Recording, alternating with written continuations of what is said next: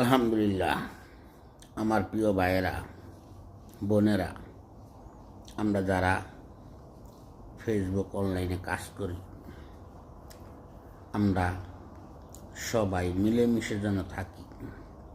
বিশেষ করে আমি যে কথাগুলো বলার জন্য ভিডিওটা বানানো, কালকার পরে আপনাদের সাপ্তাহিক সেট আপ আইসা পড়তেছে।